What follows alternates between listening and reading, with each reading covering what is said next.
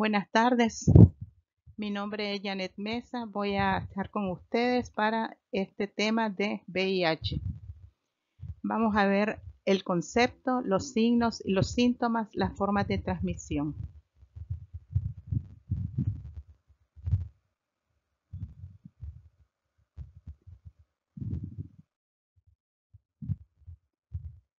Nuevamente, bienvenidas y bienvenidos a este curso. Y en estas láminas van a encontrar, como les decía, información relevante sobre el virus de inmunodeficiencia humana y las infecciones de transmisión sexual, sus generalidades y sus características. Entre el contenido a desarrollar vamos a hacer algo de énfasis sobre los datos y las cifras mundiales, signos y síntomas, la transmisión, los factores de riesgo. En cuanto a las infecciones de transmisión sexual, cómo se transmiten, cuáles son las más frecuentes y un poco sobre el tratamiento.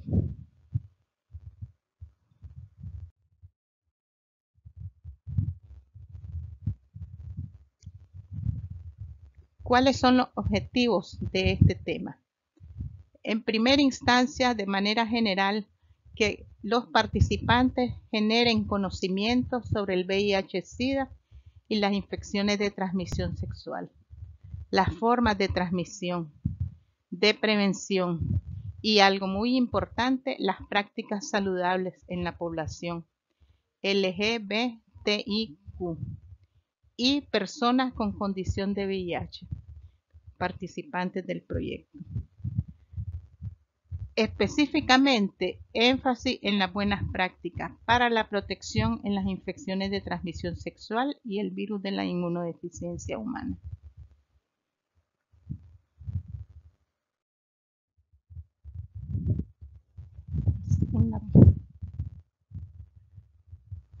Vamos a tener un poco de historia. Los primeros casos que se conocen de VIH, de SIDA en este caso, ¿dónde surgen? Lo que conoce la historia desde 1979, se presentan dos casos inusuales en pacientes masculinos con clínica avanzada.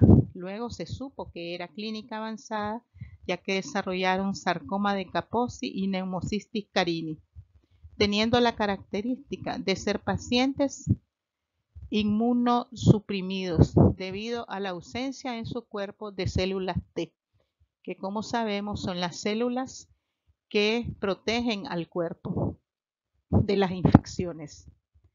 En 1981 se tuvo el primer diagnóstico clínico de SIDA. Esto fue en California. Y de 1981 a 1993, la epidemia de VIH se extiende de tal manera que se conoce de 289.000 casos diagnosticados y entre 1 y 2 millones de infectados en Estados Unidos, sin tomar en cuenta en estas cifras que en continentes como en África había una gran extensión de la epidemia. Vamos a revisar el concepto de VIH. ¿Qué es VIH? Son las siglas de virus de la inmunodeficiencia humana. Eso significa, este es el virus que causa la enfermedad de SIDA. Es un virus diferente a la mayoría de los virus porque ataca directamente el sistema inmunitario, debilita las defensas del cuerpo. El sistema inmunitario le permite al cuerpo combatir las infecciones y al ser atacado pierde esa capacidad de defensa, de combatir esas infecciones. El SIDA es el síndrome de inmunodeficiencia adquirida, es una afección crónica que pone en riesgo la vida provocada y que es provocada por el virus de la inmunodeficiencia humana. Por lo tanto, aquí podemos establecer una diferencia entre el concepto de VIH o lo que es VIH y el SIDA, ¿verdad? Uno es el virus que le ocasiona, la enfermedad es el SIDA.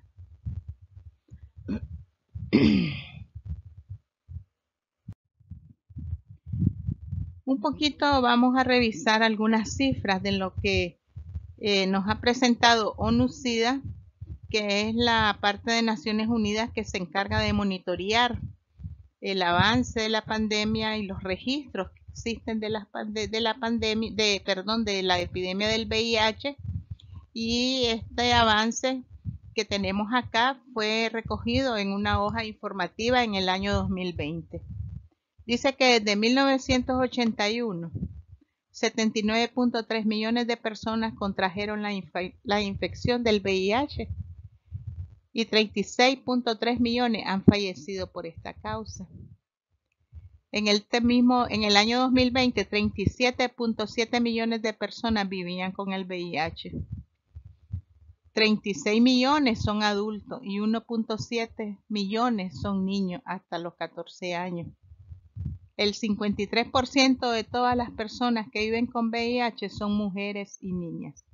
Entonces, rostro de mujer en esta epidemia. El 84% de todas las personas que vivían con el VIH conocían su estado serológico con respecto al VIH en 2020. Esto significa que se habían hecho una prueba, ¿verdad? Para conocer qué estado tienen, qué carga viral tienen en su plasma. Desde 1997, las nuevas infecciones por el VIH se han reducido en un 52%. Y en diciembre del 2020, 27.5 millones tenían acceso a la terapia antirretroviral, lo que es un salto cualitativo, un salto de éxito en comparación con los 7.8 millones del año 2010. Él ha triplicado la cantidad de personas que están teniendo acceso a la terapia antirretroviral. La mortalidad por el SIDA ha sido disminuida en un 53% entre las mujeres y niñas y un 41% entre hombres y niños desde 2010. En cuanto a lo que es en Nicaragua, las cifras. Siempre en el año 2020 dice que se registraron 974 nuevos diagnósticos y que estos están centrados principalmente en estos 5 SILAIs: Bilwi, Chinandega, Managua, Granada y Rivas. Ahí podemos ver algunas características como fronteras. Chinandega y Rivas son fronteras, Managua la capital, Bilwi que es una zona especial, ¿verdad? De vulnerable, y Granada que tiene características de ser una ciudad turística. Estos son elementos que siempre en esta epidemia se han tomado en cuenta. Hay 123 niños y niñas y de estos el 57.4, 70 son niñas y el 57% son niños. Y un 2.6% para 128 son adolescentes de 15 a 19 años.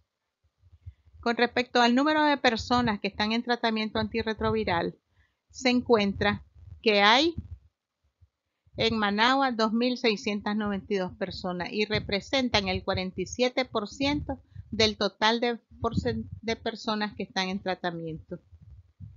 Seguido de Chinandega con un 11%. Los otros 3 SILAIs con 8, 7 y 5, que son también SILAIs de mucha importancia por su situación especial, por su vulnerabilidad y por su cantidad de habitantes, ¿verdad? También como León y Masaya.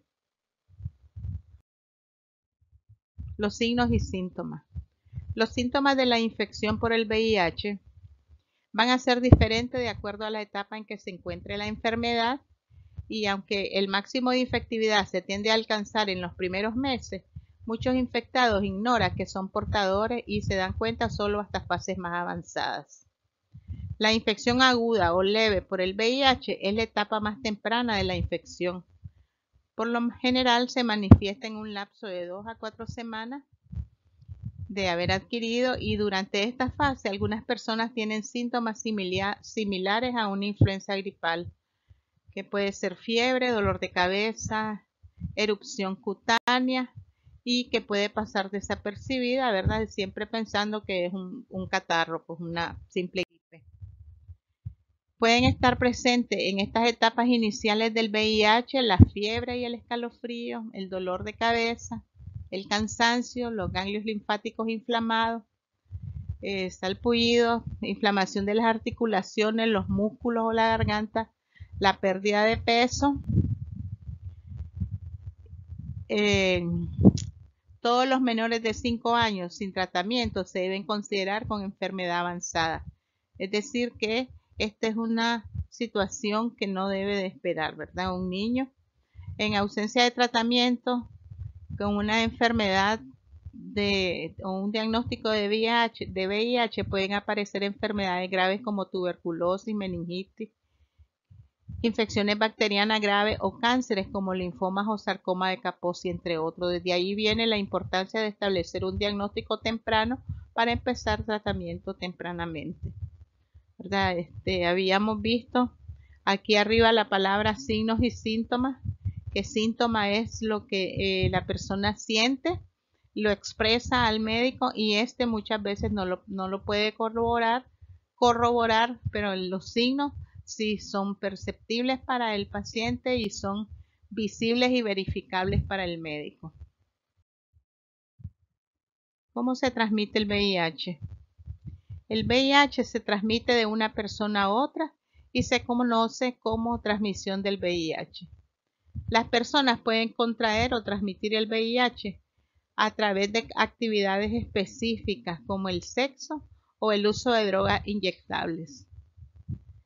Se puede transmitir en ciertos fluidos corporales de una persona que tiene el virus con sangre, semen, líquido preseminal, secreciones rectales, secreciones vaginales, leche materna.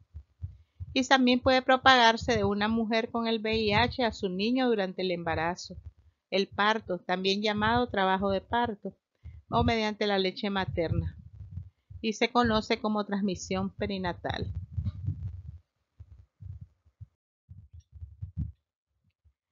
Aquí combatiendo un poquito los mitos, ¿verdad? De cómo se transmite, de cómo no se transmite. No se transmite por caricias, besos y abrazos. No se transmite por utilización de los mismos trastos o cubiertos que han sido usados por una persona seropositiva. Compartir alimentos, los apretones de mano, la alimentación no es un factor que lo vaya a hacer que se transmita de una persona a otra. Intercambiar ropa con una persona infectada tampoco. Compartir el mismo lugar, el salón de clase, dormir en una misma cama, utilizar el mismo baño o la pileta. Los insectos no lo transmiten. El sudor o las lágrimas de quienes padecen esta infección. Algunos pueden decir, pero los insectos tienen, le pican la sangre, les chupan la sangre, pero no es una cantidad de sangre ni de líquidos como para decir que hay una transmisión de carga viral. Los factores de riesgo, que son los comportamientos que aumentan la posibilidad de que una persona contraiga el VIH. Comportamientos que tiene la persona que puede ser luego una persona positiva, ¿verdad? Estos factores, los más frecuentes y presentes son tener relaciones sexuales anales o vaginales sin preservativo, padecer de otras infecciones de transmisión sexual como la sífilis, el herpes, la gonorrea, compartir agujas, jeringuillas, soluciones de droga u otro material infectivo contaminado para consumir drogas inyectables, recibir inyecciones, transfusiones sanguíneas o trasplante de tejidos sin garantías de seguridad o ser objeto de procedimientos médicos que entrañen cortes o perforaciones con instrumental no esterilizado. Esta es parte de las medidas de seguridad para el paciente, para las personas que se toman en los procedimientos, ¿verdad? Para que no sea una vía de transmisión. Pincharse accidentalmente con una aguja y hacerse una lección que afecta en particular esto al personal de salud. Después de hacer una transfusión sanguínea, por ejemplo, o de ponerle una inyección, un medicamento a un paciente con VIH, puede pincharse accidentalmente. el personal de salud. También se toman medidas de seguridad para evitar este tipo de accidentes. Pasando siempre a la parte conceptual, vamos a hacer un concepto más amplio de qué son las ITS, las enfermedades de transmisión sexual, que son conocidas como infecciones de transmisión sexual. Por eso la sigla ITS.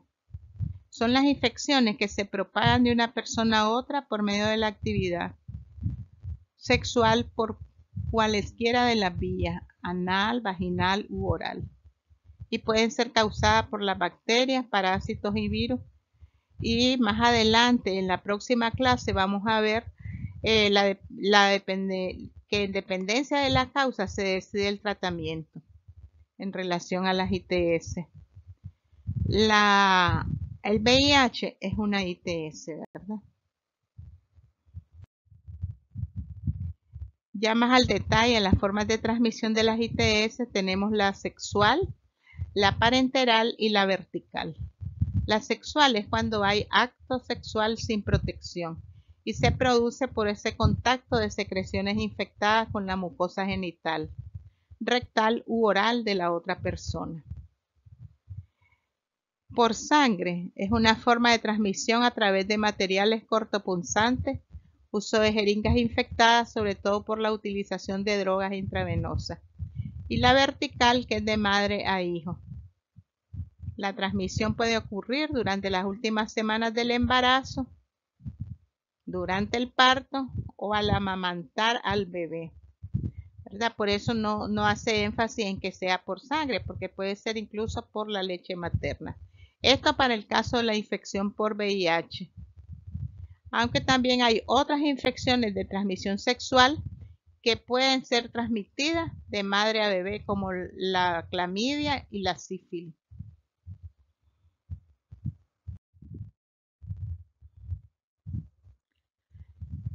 Bueno, este es un listado que está contenido en una guía para la atención a las infecciones de transmisión sexual del Ministerio de Salud acá en Nicaragua y que contiene todo esto por el orden de frecuencia, es decir, las más frecuentes y en su orden de presentación. Y tenemos que hacer énfasis también que los esquemas de tratamiento deben ser manejados por el personal médico. Todo esto amerita de medicamento que debe ser orientado por el profesional de la salud.